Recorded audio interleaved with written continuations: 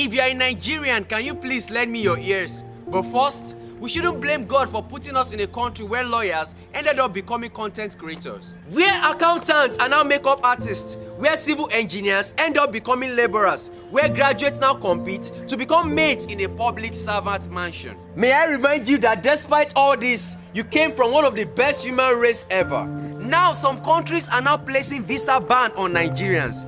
It is not their fault though. Now most Nigerians are now seeing traveling from Nigeria as a means of escaping and a chance of a golden opportunity.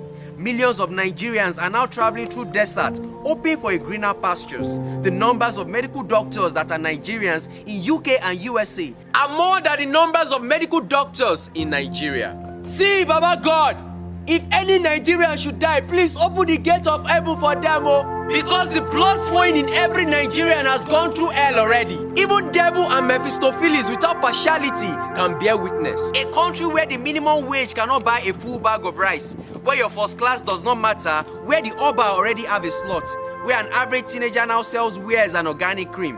The end product of education in Nigeria is not encouraging. If you have a car in Nigeria, make sure you are ready to feed at least 2 strangers a day, because your fellow Nigerians must tax you.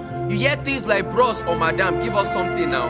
Apparently, they need it for their basic needs, and these basic needs are what the government should provide. What are the importance of government hospitals if I'll have to buy drugs and injections before I could get treated? And this is a country where our leaders live in a multi-million-dollar mansion with exotic cars. Terrorism in this country cannot be overlooked. Our united voices now seems to be an enemy to those in power. But Oga Alhaji, what do you want to do with those enormous wealth that belongs to the people that you are just canvassing? The true mark of leadership has no interest in his or her position. How many lives have you touched as a leader? I'm not talking about your family members that you place in that position that they don't merit.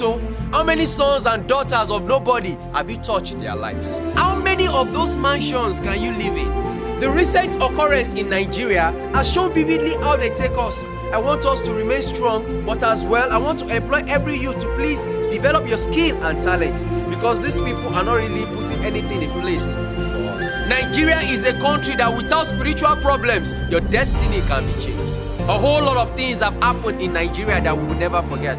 Rest in peace to all our fallen heroes. And to whom it may concern, may I remind you that nobody reigns forever.